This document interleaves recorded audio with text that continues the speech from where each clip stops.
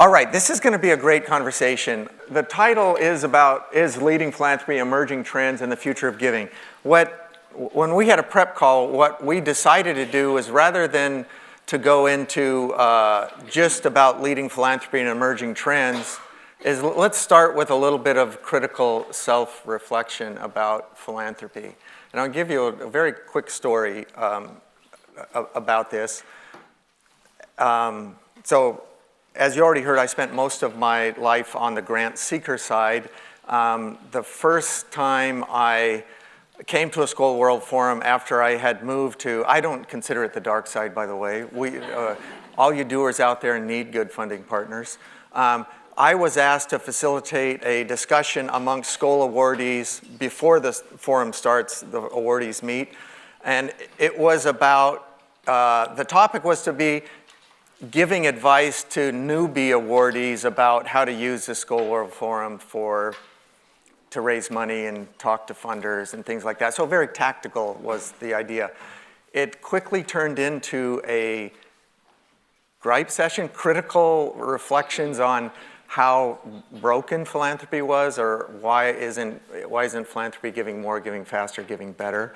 And that led to, actually, the energy in that room helped, I think, lead to the founding of Catalyst 2030, and it led to some great conversations with the Skoll Foundation. Don was just starting, and he was so gracious to listen to all the social awardees. But it was just a reminder of how many people on the recipient side of grants and how they feel about the field as a whole. And often the conversations are such so that they're not as honest when it's mixed company in the room because of the power dynamics and a variety of other reasons. So anyway, we're gonna have, I think, a great conversation. Let me go very quickly, and just let me say, my introductions of them each is gonna be very brief, and they deserve a longer introduction, but we're gonna try to save time. So let me start with Tsitsi, Masiyiwa. Tsitsi is an African philanthropist and social entrepreneur. She's the executive chair and co-founder of Delta Philanthropies and Higherlife Foundation. She has served on various social impact boards, including, among others, she's the chair or co-chair of Co-Impact Board, Africa Philanthropy Forum, and she has been sought out by so many social impact organizations, research institutions, as a leading voice, I think, and thought leader around not just African philanthropy, around philanthropy. So thank you for joining us today, Tsitsi. Then Nancy's Lindborg is the president and CEO of the Packard Foundation. She's served there since 2020, if I'm not wrong. Before that, she had a long career in both leading nonprofit organizations and working in government. She was the president and CEO of the U.S. Institute of Peace. She served as a leader at USAID. She was the president at Mercy Corps. And Nancy told me she spent most of her career in working in countries that are falling apart. And I think that serves her well because some of the work now she'll be doing is directed towards the United States. So, Don. And we're here in the UK. Yeah. Don Chen is a president of the Surdna Foundation. He's a longtime leader on issues of social justice and equity. Prior to his role at Surdna, he was at the Ford Foundation, where he was director of the Cities and States program. And before that, he was a founder and CEO of Smart Growth America. Don spent about half of his career on the grant seeker, the doer side, and about half of it on the donor side, which is not the dark side. And Don told me that the first grant that he got at Smart Growth America was from the Packard Foundation. So things come around. So let's start with some critical self-reflection about philanthropy. Where has philanthropy fallen short? generally and maybe specifically where have we missed it, where are we perhaps still missing it. I'm going to start with you, Tsitsi. Tsitsi, you have in your work, I know you've said you've been on a learning journey, and that learning journey has taken you to believe in the power of systems change and systems change philanthropy and about engaging with government. So talk a bit about that learning journey, and is philanthropy doing enough around systems change or doing enough about trying to make governments work better? Sure, thank you. It's such a great joy for me to be part of the Skoll community. It's my first time here. But with our journey in philanthropy, we started off on a very emotional type giving journey because of a crisis, the HIV and AIDS pandemic. So that's what drove us into philanthropy. We didn't even know that it was called philanthropy until somebody mentioned that, that's philanthropy, what we are doing. Our giving was unstructured.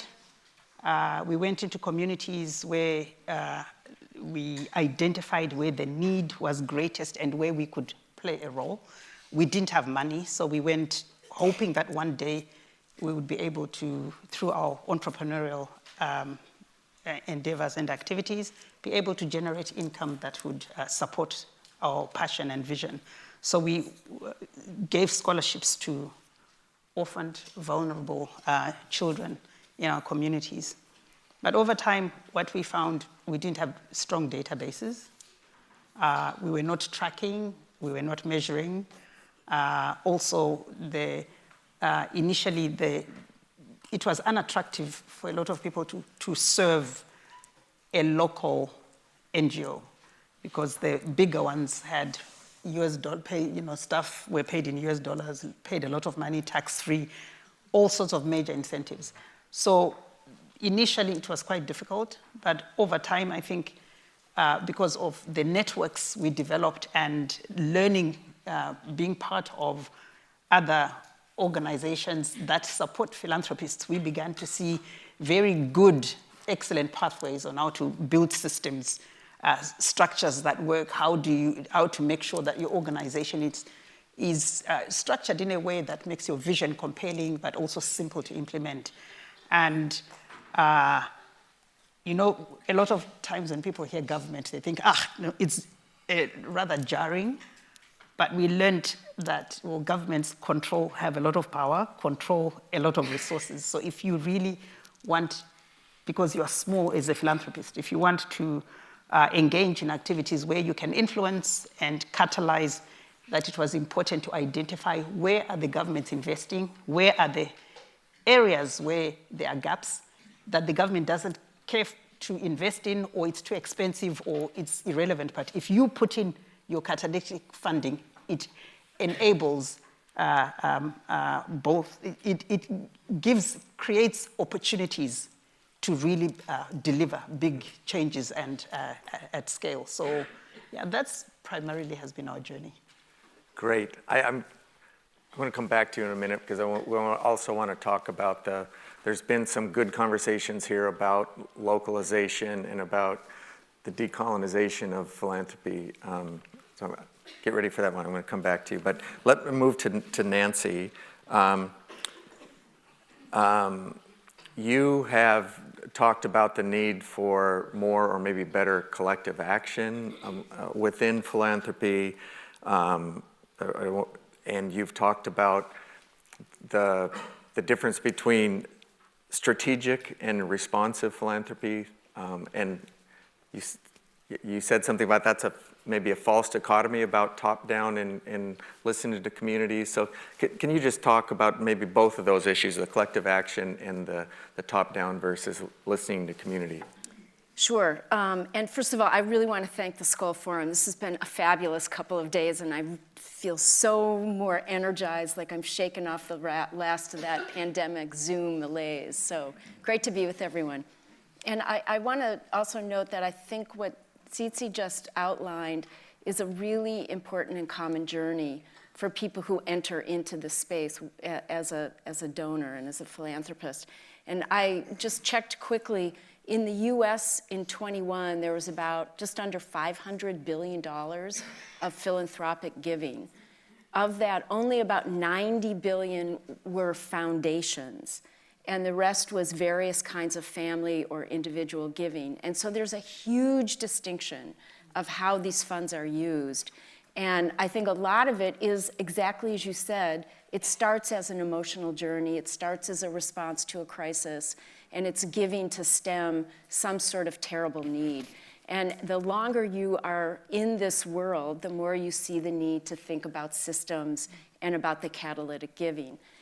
When you get to the kind of established foundations like Packard, who we've been around for 60 years, I think some of the challenges become more in the operational approaches and the deep conversations, sometimes very self-flagellating, that philanthropy has.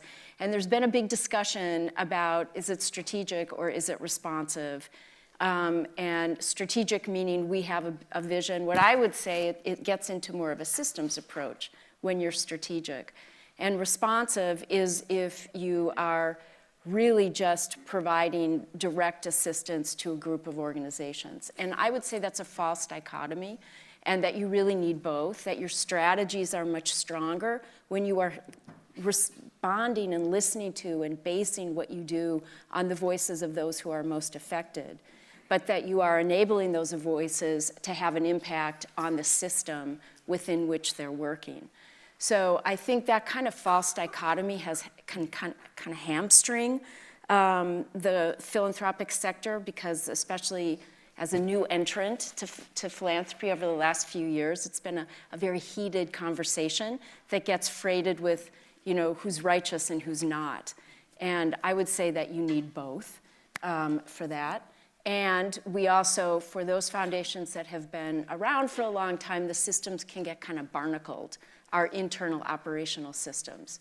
And there's been, I think, a healthy rethink and refocus on, how not to require too many written reports that never get looked at, or project funding that isn't true cost, and things like that, that are just barnacles. We don't need to do it that way. And I do think there's been a really healthy cleaning up of much of that. I hope so. You'll tell me if you experience it that way, but that's certainly the intent. And by the way, we are going to save a bunch of time for questions from the audience, so get those questions ready. Dawn, in the preparation for this panel, you, and then particularly on this topic of a critical self-reflection of philanthropy, you touched on a couple of issues. One was the herd mentality aspect of philanthropy, and herd mentality could be positive, but you at least painted a negative side of it, and maybe related the fickleness of philanthropy. Could you speak to both of those, please? Sure. So the Surdna Foundation, I'll just note, it's a private family foundation that's been around for 106 years. So the foundation and all of its iterations has seen evolutions, has seen fads and trends in philanthropy. So it's appropriate that we're talking about it here. I think I was channeling some experiences that I had as a grant seeker, seeing foundations change their strategies very frequently, and how damaging that can be for the field, for individual grant seekers, for organizations. And so one thing that we've really tried to do at Surdna is to stick with strategies and stay with grantee partners for a long time. So many of our foundations, especially the ones that are represented here at Skoll, are really focused on systems change, on root causes, on trying to change big things, and not just focus on immediate response, although I agree with Nancy that there's a way to be strategic and responsive at the same time in an integrated way. But I think that's a healthy thing that I've seen more of in the field. I'll mention two examples that I'm concerned about, and I think there's a reason for optimism and perhaps a little caution on both. So since 2020, we've had a horrific pandemic. In the United States, we had a racial reckoning, murder of George Floyd, which led to what some refer to as the largest mobilization across the globe, Black Lives Matter, and the racial justice movement. And what we're seeing now, if you look at the data, it seems like in the United States, foundations are sticking with a commitment to racial equity. We see more and more foundations putting investments in that area, not just as an area, but really as a cross-cutting principle within their entire organizations and their grant making. And that's a positive sign. By some indications, we've seen a tripling of commitments to that set of activities in the last decade, and that's very positive. At the same time, we saw a whole lot of responses because of the pandemic towards more long-term general support, towards converting grants to general support, and things like that, more in a trust-based way. And that has actually started to fall off. We've started to see foundations initially responding in that way, and now they're going back to their previous principles, their previous activities. And that's concerning because so many of the trust-based approaches are really sensible for the long term. If you really have not just trust, but also respect and a partnership, a real partnership with your grantee organizations, then that's the way to really make change in a thoughtful way. So, you know, I hope that we can turn our caution into more optimism because these times with climate crisis, with racial justice challenges, really demand that we step up. Are you optimistic? I am. I'm stubborn optimist. Yeah. So, you know, and also I think we play a really important role beyond just, you know, doing the work that we do. We also organize each other. We persuade each other. We help each other. Some of the most valuable forums that I participate in are with other folks who run foundations, other donors, and really try to help each other do as impactful work as we possibly can do. And often it's really difficult given our structures and who's in charge of our boards and all those types of things. And so that's been an enormous help, and this forum has been a great help as well. Great, thank you. Can I just add something to that, Tim? Because I think we have a challenge in the lack of collective accountability when we sign these pledges. So there have been a lot of pledges that foundations are asked to sign to do X, Y, or Z. And while we may individually track that, some may, some may not, there's no real place to aggregate what impact that ultimately had. And so we've become a bit wary of signing a lot of these pledges because you lose credibility if everybody signs a pledge and then no one knows what happened as a result. Yeah. And so I do think that's a challenge for the sector. That's good. I hope maybe we have time to come back to that because I know, again, this network of social entrepreneurs that I mentioned earlier, which is Catalyst 2030, which is actually this amazing collaboration between the Skoll community of social innovators, of Echoing Green, of Ashoka, and the Schwab Foundation, is actually working on a pledge and a way to hold funders accountable to it. But let me go back to you, Tsitsi, and I just want you maybe to comment on this, on the relationship between, broadly, Global North donors and Global South implementers. So coming from the continent, you know, you have great perspectives and have been a great leader in that. And let's not just limit it to Global North donors and Global South implementers, but Global North implementers and Global South implementers. But take it wherever you want. They're different branches. Yeah. You have the Global North donors and Global South donors as well. Yep. And then the implementers on both sides.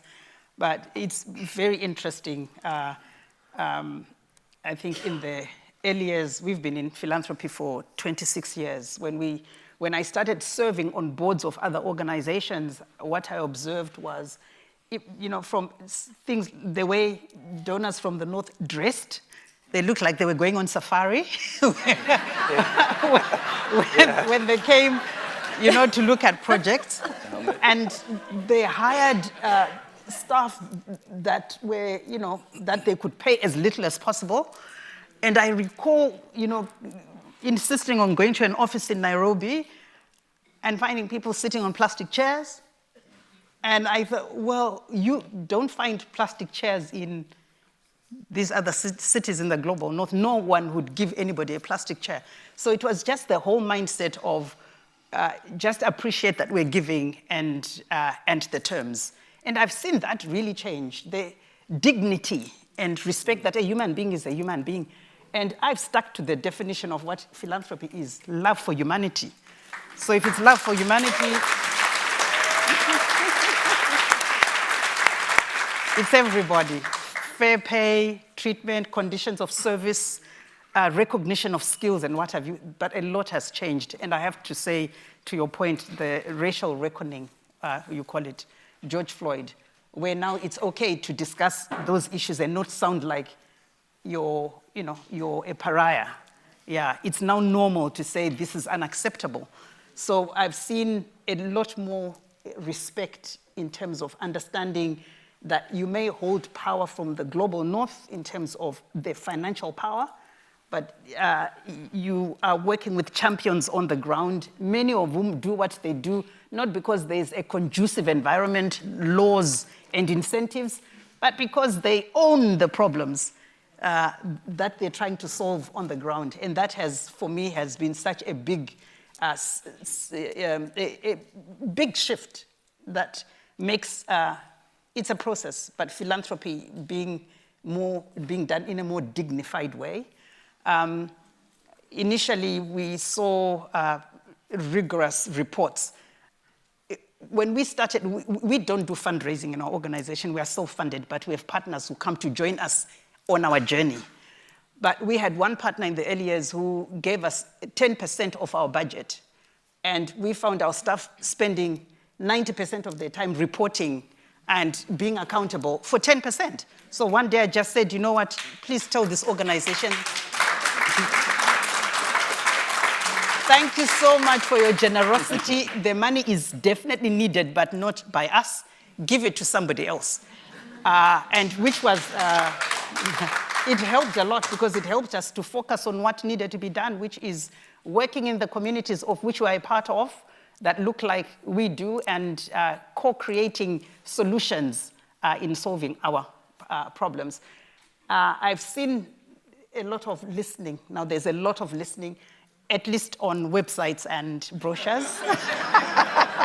People are using the right language and terms, but it takes time to change a mindset. I've also seen a more willingness to set up offices and senior leadership sitting in the places where the work is done. It's in the early stages, but it's so awesome to begin to see organizations willing to find local expertise, because we have a critical mass of whether it's in India or Latin America or Africa, of those who have studied in the global north who have now come to use their skills and just as, very well trained, local trained personnel too, but also a lot of those who have been trained overseas, have a lot of skills, have worked overseas and are using their skills and their knowledge locally. So, which also makes the language and cultural barriers a lot lower. Some of the difficulties in communicating, it's a lot easier. And of course, the level of confidence that local champions have has also risen when you can understand that power can be shared, and it's not just based on who has more money than the other. Yeah. That's great.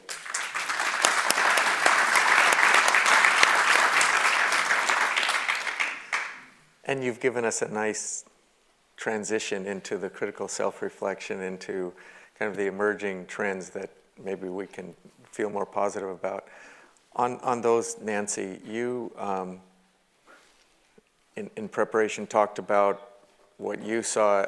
I'm going to mention two hopeful trends and ask you to speak to them. One was the distinction between project support and general operating support, and the other one being around the way you phrased it, asking what will it take to win, and I'll let you describe what that means. But could you speak on both of those trends?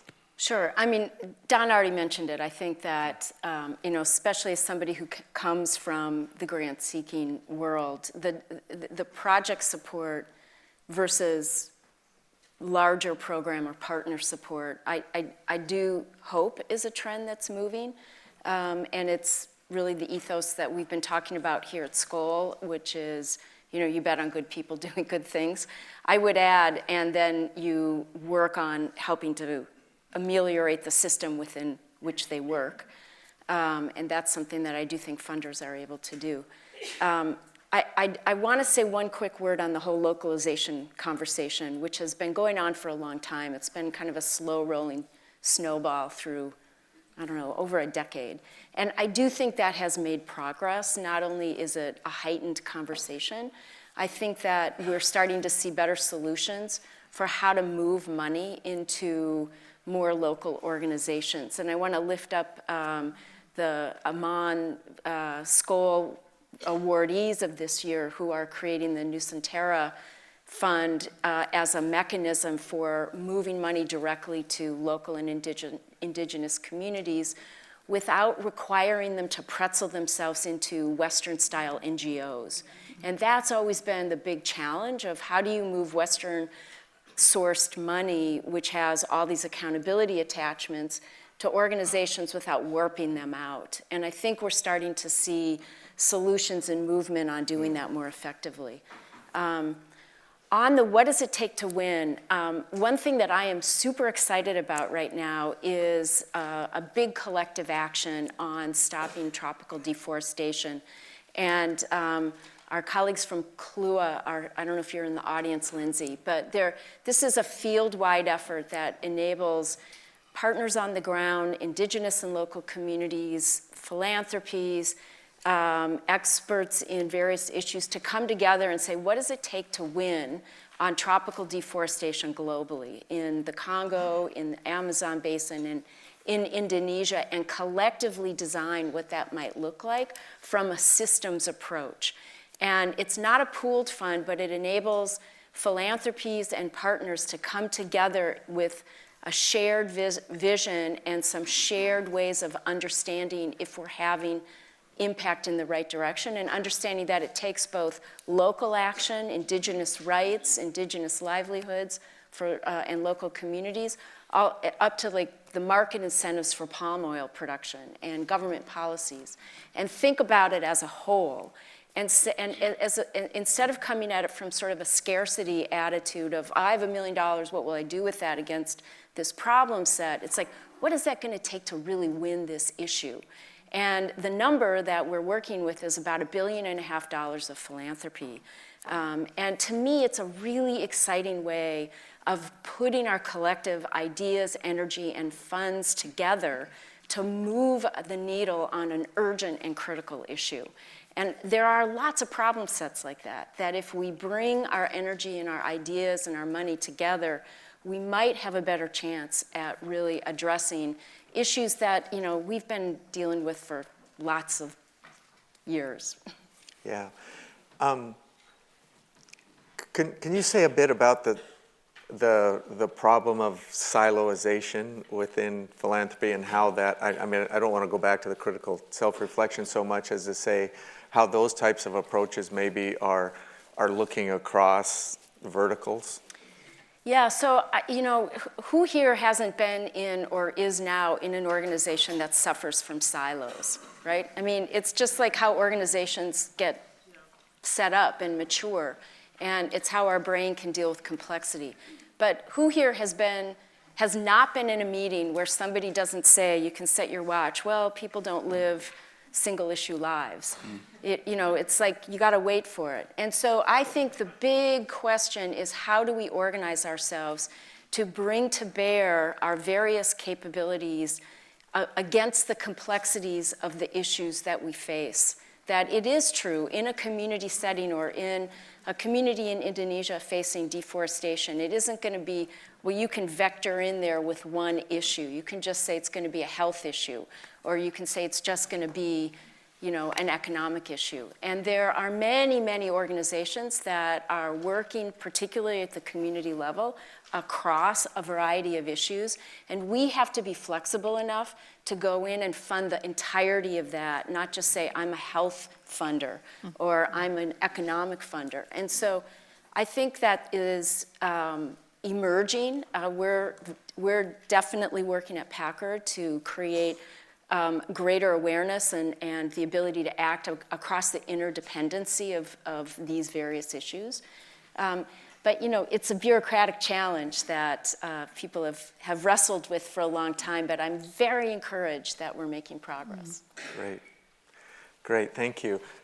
Dawn, emerging trends, what you see as positive, one of the things that you commented on was trust-based approaches. Can you talk about what do you mean by trust-based approaches? Surdna talks about trust but edify. What is that about? Why are you hopeful about that as an emerging trend? Sure. Well, I think one of the principles of taking a more trust-based approach was I was reminded of that yesterday in the Shifting Systems session that Rockefeller Philanthropy Advisors hosted after I gave my report out from our group discussion. A gentleman said to me, hey, you should watch this TED Talk called If You Want to Have Impact, Shut Up and Listen. And I just love how they get straight to the point. So I think, so much of what we've been talking about here is to make sure that foundations, philanthropy, people really take in information, that we're not set in our ways, that we haven't already figured everything out, which I've seen in philanthropy over the decades, and to really pay attention to what folks in communities on the front lines are doing and saying and what they're observing, and have that inform our shared efforts together. Working in the Global South for many years, one of the things that I learned, and as you said, Tsitsi, it's not just northern donors, it's southern donors. Related to that, one thing that I found was that so many innovations that we should think about and adopt here in the North, in the United States context or any other context, are really originated in the Global South out of necessity. And so in the field that I worked in urban policy and governance issues, issues like participatory budgeting, participatory planning, economic, social, cultural rights, frameworks, all those types of things have been incredibly edifying, have been incredibly powerful and impactful, and hold a lot of promise. And I think if we apply those lessons from the Global South to other contexts, like in the United States and other places, we can really learn a lot. So I think we need to listen, not just in our individual bubbles and in our home countries, but really pay attention to innovation that happens in a variety of places. The other thing that I'm hopeful about in terms of trends is the fact that when I came into philanthropy, it was in the 2000s, in that decade, and people had just come off of a period that they called the new golden age of philanthropy. I guess the first one was around Andrew Carnegie and that period, and then the 2000s were really distinguished by the tech wealth that was coming into philanthropy as well as into society. And when I came in, it was the late part of that decade, and that's when I started to really notice more criticism, more deep exploration and self-reflection within philanthropy. We had a number of folks writing books like Rob Reich and Anand Giridharadas and other folks, and Edgar Villanueva, Decolonizing Wealth, really starting to question many of the traditions of philanthropy, some of the old habits and some of the practices that have become barnacled. And I think that's a golden age. It's a golden age of inquiry, interrogation, and we would all benefit from just continuously challenging ourselves to meet the moment. And I don't think we do enough of that, and I'm hopeful that we'll continue to do that.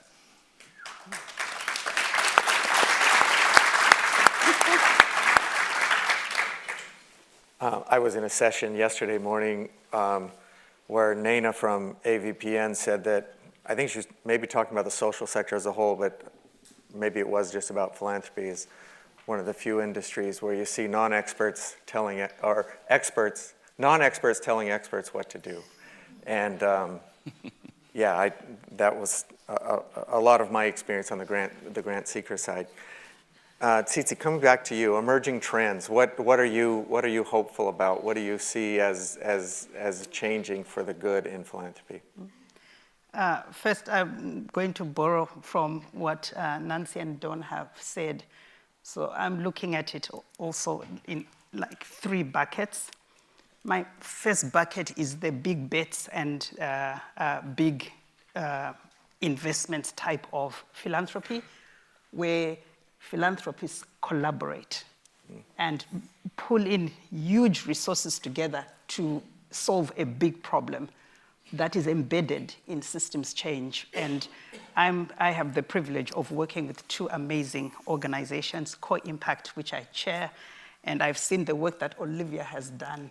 I don't know how she does it, how you can speak to philanthropists and get them to pull the resources together, number one, but setting up a gender fund of $1 billion, it's big vision, it's audacious. And for the global north, it works. I've also seen it at the End Fund with Ellen Egler, who is focused on neglected tropical diseases. And what these two women have done is pretty compelling, and hopefully we'll see a lot more of that happen. There are many other collaboratives as well that many of the donors, I saw half the room are donors, that are involved in. And I really want to say keep up those kind of investments. They are needed, especially the gender gap. It's between 60 and 160 years we are behind, so there's a lot of investments that are really needed. Then we have the second piece which I see, which is the where funding is directed to communities, community champions, grassroots organizations, civic society, where these are champions who do what they do, take a lot of risks, especially in politically charged economies or regions, to work with, in their communities, changing mindsets, solving problems. And I see this trend growing, where, again, it's a pooling of funds, but it's very long-term funding. Just like big bets, the big bets funding is long-term, it's flexible, so that it allows the implementers to focus on the work instead of fundraising. Again, with communities, these small projects are so critical in helping to strengthen our democratic values and also, freedoms and liberties. And again, the giving is flexible. It's based on trust, where you're not expecting too much theory of change documents and, all these impact measurements, where you focus more on the work is done. And they may never be able to be financially sustainable in terms of being able to fundraise or whatever, but you see the impact and the change generationally. That, I think, is so important and so critical. They are all needed, by the way. And then the third one, which excites me the most, is the diaspora.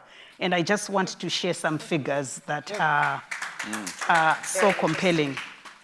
So African countries, most of us, we don't have tax incentives and structures that motivate us to give. The diaspora gives because they feel a responsibility to investing in families, members, communities that they have left. Now, if you look at the trend, in 2021, official development assistance to Africa stood at $35 billion. Foreign direct investment, $85 billion. Diaspora remittances, $95 billion. So if anyone is asking, are African givers? Of course they are. Yeah. The kind of philanthropy is not necessarily the kind we are finding in textbooks and written in, research. It is where people are compelled to give because they feel a responsibility to invest in their communities. And I really believe if we can be creative to find models where we can match that kind of giving with, the big betters, there's a lot more that can be done. I love philanthropy and I love ODA, but there's no country that ever came out of poverty and went on a trajectory growth because of those kind of investments. It's where there are, dollars that are invested directly by the communities themselves, and where the local people, through their politicians and communities, make a decision to come out of poverty and then go on a course, clear strategies and actions to grow their own economies. And then supporters are the ones, these philanthropists and ODA support what the local countries and communities have decided on.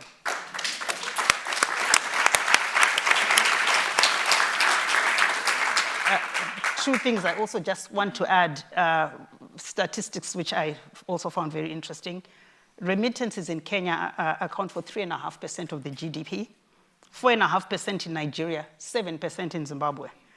And remittances generate more foreign currency than coffee that is exported out of Kenya, or tea, or horticulture. So I think if we can really see how we can build opportunities there, there's a leapfrogging opportunity we have. What has facilitated that?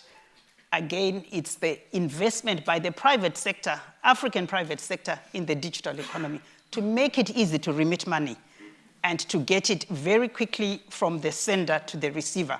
Now you do it in less than 5 minutes. You do your transaction online, and your family member goes to pick up their school fees, medical assistance, or money to build their homes, to access services. So yeah, that's how I see the trends going forward. Fantastic. Thank you.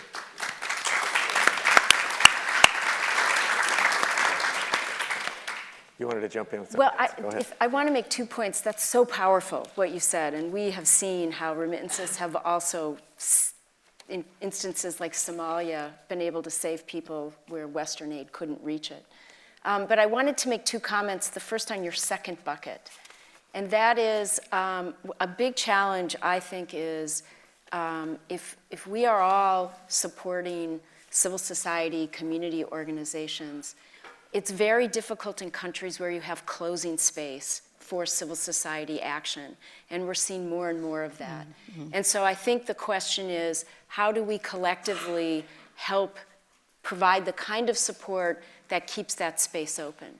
Mm-hmm. And partner with the organizations that are particularly at a local level focused on that. Mm-hmm. And help with the protection required, whether it's cyber protection or physical protection. And I think this is a big issue that will really require more and more people thinking about it.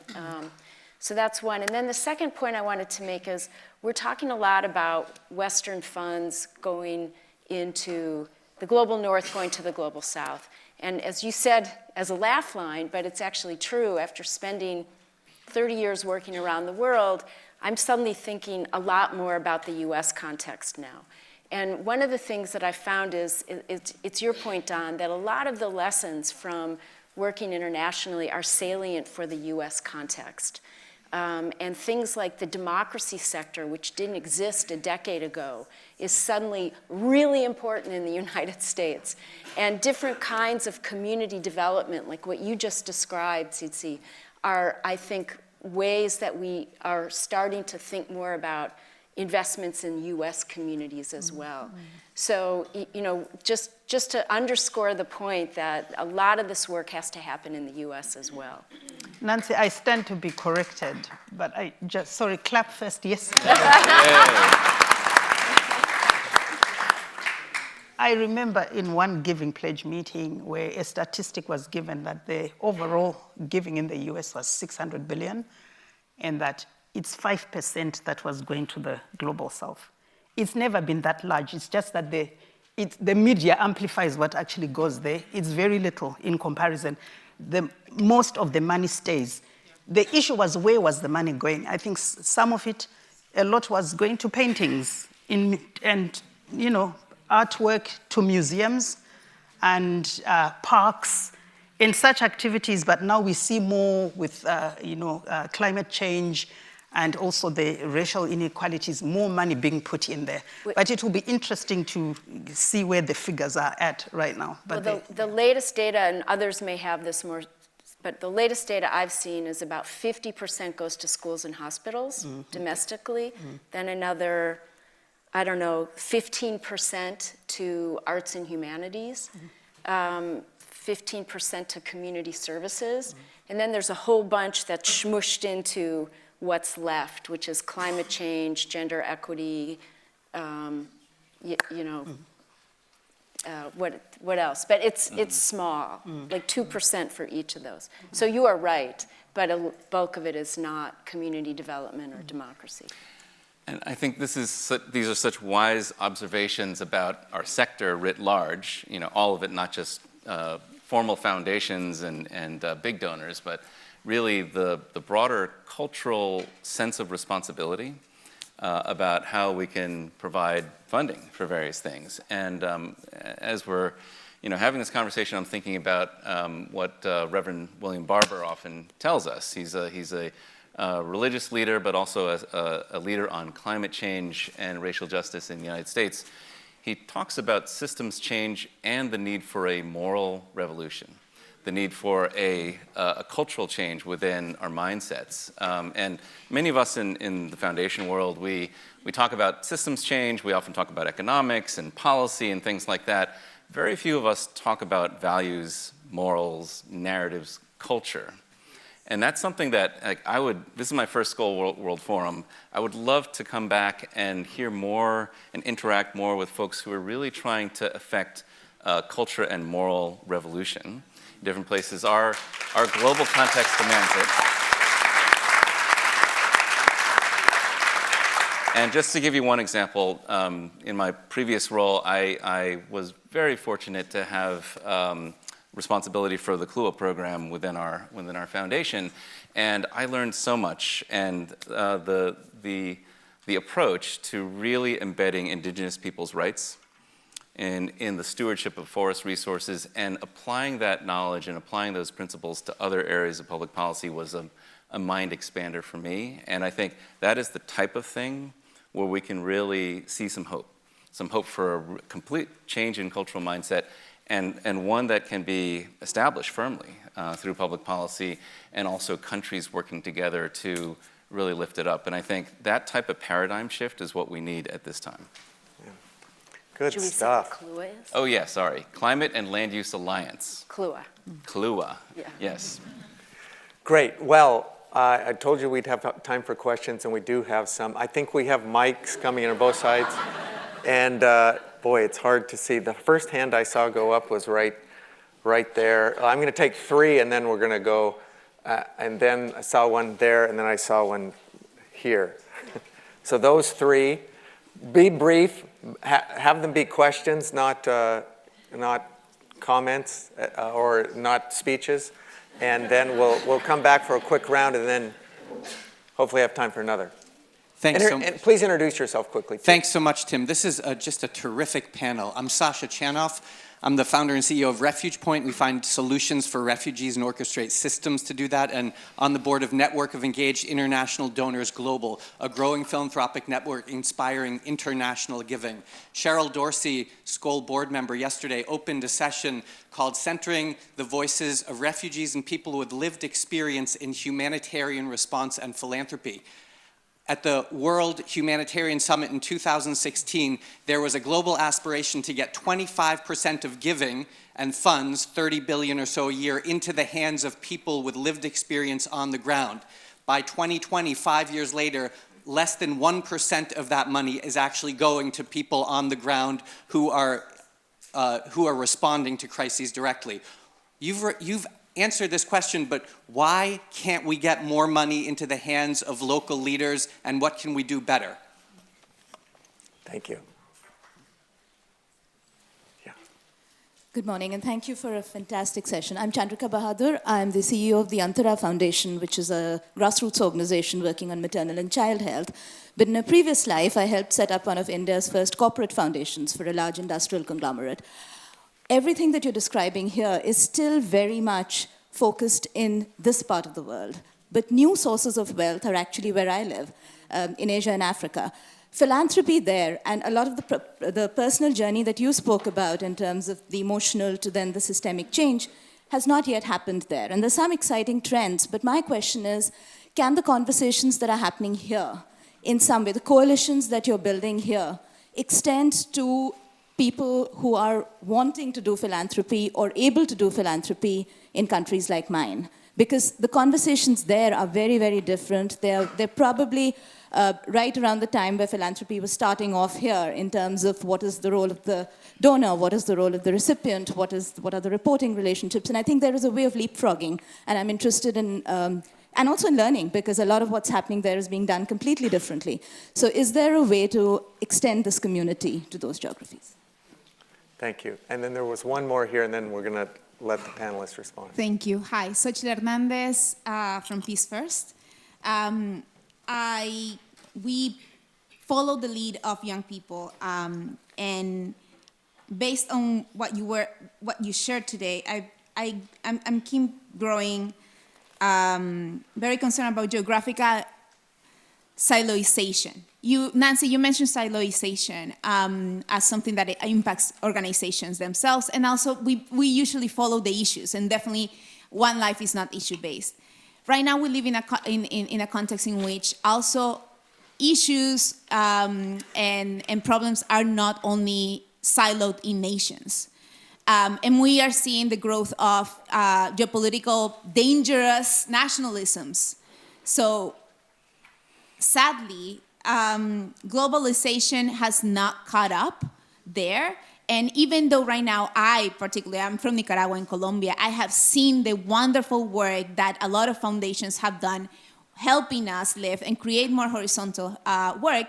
And yet I see the very necessary work in the US.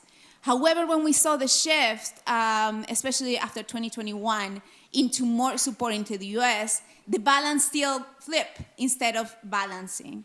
So my question to you is, can we actually work, how can the philanthropic system catch up with global solidarity, in the sense that we're not, redistributing the resources around the issues that are coming up, especially from the global south to the global north and from the global north to the global south. But how can we actually build a solidarity movement that is based on philanthropy, that sees that we're also equals in the giving, but also the thinking and also the leading? Okay. Wow. So great questions. None of them were directed, I think, at a particular person. So let's take them maybe in order. The first one being the one about the localization movement, the goal set of 25%.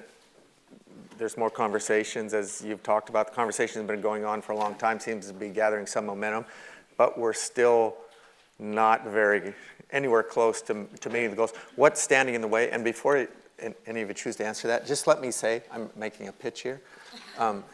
So Social Investor Magazine is a magazine that the Chandler Foundation puts out. The cover story actually is about this topic. There's also an article in the latest issue about Tsitsi and her work in philanthropy, and many other articles on topics that we've covered here. If you want to receive a copy, my colleague down here, Maura, give her your card afterwards and we'll mail you one. Who wants to handle the localization? Well, I'll start, because I was at the 2016, I was in Istanbul for that conversation, and there was a lot of excitement and energy. I do think you need to disaggregate, however, the humanitarian donors and the development donors, because I think we're making more progress on the development side than on the humanitarian side, where actually it's decreased the amount going to locally led organizations. And I think there are a lot of reasons for that. I think one that I think is worth considering is the increase of humanitarian crises that are conflict as opposed to natural disasters. And in conflict situations, it sometimes adds to the difficulty of moving money to a local organization. And so there's an over-reliance on the partners of an international NGO just for expediency's sake. It's not to say that's the right answer, but I think that's the rationale. On the refugee front, for refugee-led organizations, I think that's a place and an area where we can and should really focus on trying to make some additional improvements. And I'll just add that we're a member of grant makers concerned about immigrants and refugees in the United States. And I think a lot of Americans look at the refugee situation and they think, it's happening in the Mediterranean, other places, not really affecting us. But guess what? It's really affecting us too on the borders. And also, as we see climate change affecting different communities, we're already seeing climate refugees, people migrating because of climate change and other factors, disasters and economic dislocation and whatnot. And I think this, so many have pointed out that this is going to be the issue of the next generation. So much migration because of distress, whether it's climate, whether it's democracy and challenges in civil society. And that's something where I think philanthropy needs to be much more responsive, much more on top of it, no matter what country context you're in. Great. So the second question was about how do we extend these conversations to other regions of the world where maybe they're not happening as much, maybe because philanthropy has, I don't know, going in a different direction, or just these discussions aren't happening. Actually, well, maybe you want to challenge the assertion first, whether they are happening. I think she mentioned she's from India, so it's in her region it's not happening. But what I've observed, I think it's important to be able to analyze the kind of philanthropists we are talking about. You have those who, I would say, have inherited their money. So there may be second, third generation philanthropists, established foundations. Maybe they allocate certain grants and leave the leadership to decide how resources are allocated. Maybe they have a say or limited. The board makes the decision. Then you have those who are people like ourselves. We are first generation money. We are giving as we are making the money. So there is a competition of time that the philanthropist who's supposed to have heard of commitments that are made is also the one who's working hard to generate the money. So how do you get them into a room and have the time to listen to conversations on the issues around the real challenges that they would need to commit to and allocate resources to? So it's always very difficult. It's a competition of time and priorities. There's a desire on one hand to give, but on the other hand, if it's a meeting between going to a network annual gathering to discuss philanthropy versus negotiating for the next big deal, guess what's going to take precedence? The income, the private, the income, the one that will bring in income instead of the one way how you spend the income. So it's now, how do you find ways of cleverly getting those people into the room? Because I think a lot of the ones who are willing to be flexible with their funding and who are agile in their giving are those particular ones but they're also the ones who are in the process of making money. I'm not sure I have the answer for you for that one, but I think it helps to think it's not one big group, generic group. There are different types of philanthropists. Then to just go back to the issue of like in your region, how do you get more of the philanthropists really talking about some of these issues? What I found was if you can find one or two who have a real interest, target those ones to pull in their colleagues, because they spend more time with fellow high net worth individuals or philanthropists, and they can carry the conversations better. How have we as a family been able to do what we do? We've just taken a number of African countries as the region we want to give, and we make some really big bets.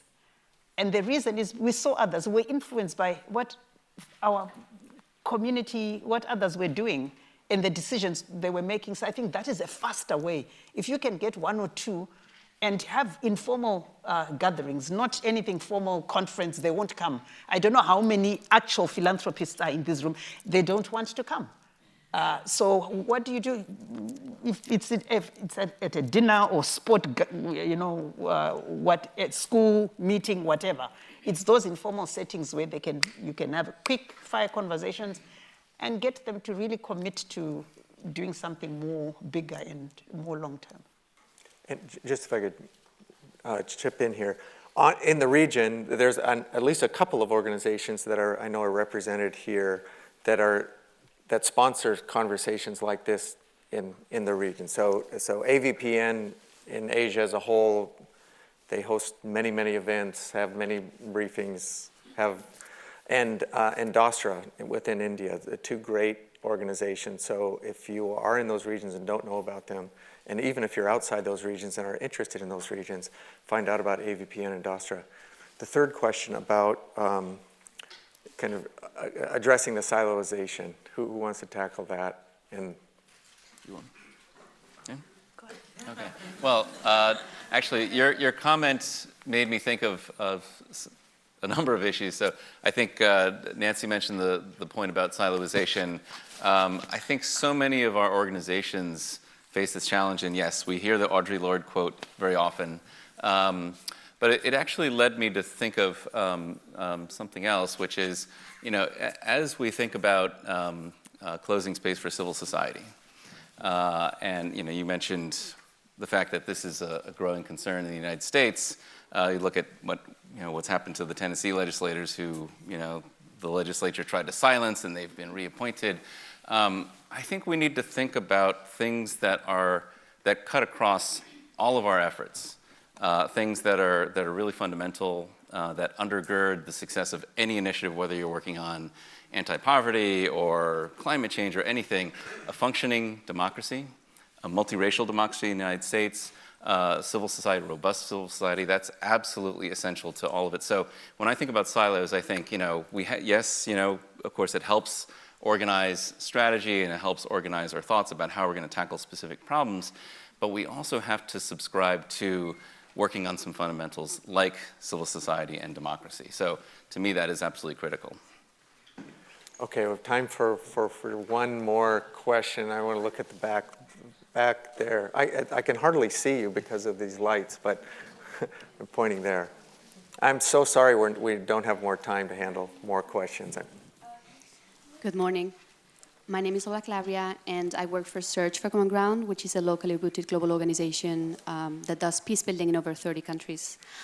This is my first time attending the Skoll.org forum, so I was really curious to talk to foundations and philanthropies that I had never been in touch with. And I have found it quite striking that none of those people have mentioned ending violent conflict among their top priorities for what they are investing in. Everyone's mentioning climate and health and education, and yet I wonder how in deeply polarized societies, in places where there's a breakdown of trust between citizens and governments, in places where communities are literally killing each other, how can you leverage and have a catalytic impact in all of those other sectors, right? And so that's made me wonder why that is. Is it because, like Tsitsi was saying, for some philanthropists, peace building does not offer the short-term dollar amount, return on investment? Is it because it is too political? Is it because it's perceived as more risky than some of the other sectors? And so I wonder whether this is, if you think that this is a global philanthropy trend, is there is the sector risk averse to investing in peace building and conflict prevention, or is this just a misperception on my part? Yeah, I'm going to direct that one to Nancy. So I know Search very well. I have enormous respect for the programs that it does. And I spent many of my years, including my most recent work at the U.S. Institute of Peace, on that kind of global peace building. And so I would say two things. First is I have been focused recently on bringing some of those tools and approaches to the United States because the falling apart of our social cohesion in the U.S. is undermining our democracy. And I'm finding that there are a lot of organizations that have worked internationally, including Search, that are now turning their attention to the US, because we really need to get our own democratic house, our own democracy in order before we go around the world preaching democracy. And so that's a big focus of what I think about, and I'm very grateful to international colleagues who are now turning their attention to the US domestic situation. Internationally, I mean, I spent 30 years, as Tim said, working in countries that are falling apart. And you know, you only do so much humanitarian before you get tired of the Band-Aids. And you see billions of dollars of investment completely eroded because of conflict. But it's always because of terrible governance, of governments that weren't inclusive, that were inequitable, that created divisions among their societies. And so where I have ended up thinking more and more about is the governance aspects. How do you enable and support that kind of government? And for a US donor to work on governance issues overseas is very fraught. And I think it's, you know, it's like, who are we to tell you what kind of government you want? But the approach that we've taken is to support civil society so that their voice is able to inform what they want in their communities and in their countries. And so it's not peace building per se, but it's very consciously aware of those issues and understanding that if you don't have those systems that are more equitable and more just, you cannot sustain any of the other gains that you hope to see. And they have to be driven by locally led solutions. And you know, as an outsider in a country, you need to be very respectful of that. Yeah, I'll build on that point and your question. You mentioned conflict prevention, and that reminds me of a conversation that we have had as a people on various issues of public policy, particularly with regard to climate change. How do we prevent some of the harms from happening in the first place? So much of what we experienced during the last COP, there was discussions about climate reparations. And this theme of repair is really critical because there's been so much damage. And so the question that I ask myself and my colleagues often is, how do we prevent damage from occurring in the first place? We're constantly having to, you know, think about solutions to repair, and the Surdna Foundation has actually funded reparations work in the United States. But how do we begin to establish systems, like you say, economic systems, public policy, the way benefits are shared in society in a manner that is already just, inclusive, beneficial to all stakeholders, so that we don't have to do repair in the long run? It'll be a much better way forward. So that's the question that I've been asking myself and challenging ourselves to really think about. It's a good question.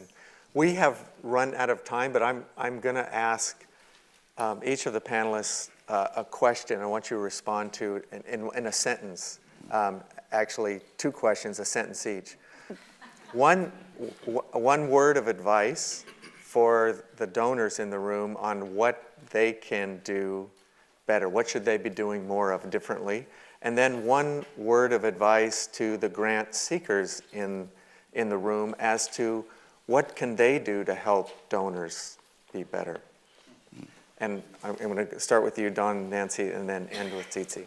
Okay, so this is going to be a run-on sentence. So our founder, John Andrus was our founder. He didn't put his name on the foundation. Instead, it's Surdna, which is Andrus spelled backwards. And I think it reflected a degree of modesty. So shut up and listen, and engage as peers. And the second question? What can the implementers, the doers in the room do to help donors be better? Please engage with us. Tell us what we need to hear. Our best friends will tell us that we have food on our face. That's what we need to hear. Boy, that's hard to build on. I would say for the donors, it really is about the partnership and the co-creation, and you will end up with far more successful or higher impact outcomes by doing it in partnership and thinking about it in a systems approach. It's kind of the same with the partners. I have stopped people from pitching me projects and say, tell me what your organization does. And it's actually donor advice too. Don't make people pretzel into projects. Support the organization and the leadership with aligned values. And it's a co-creation approach that takes you much further. Great. Tsitsi.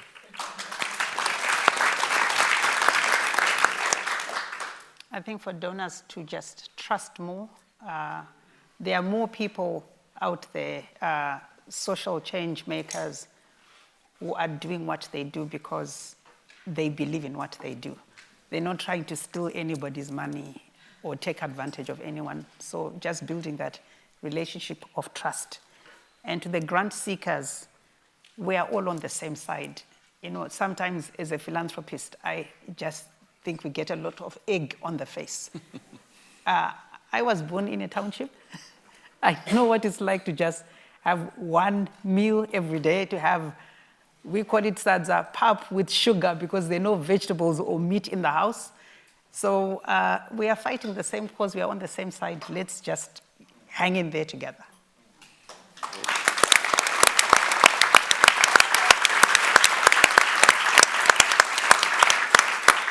I just end with this before I ask you to clap for them one more time. And this is my response to my question.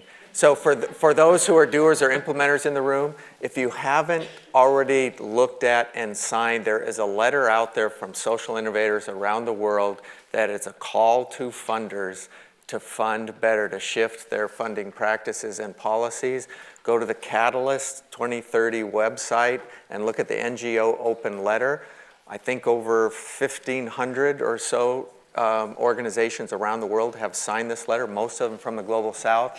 I think a majority of Skoll awardees have signed it. And for the donors in the world, read the letter. Okay.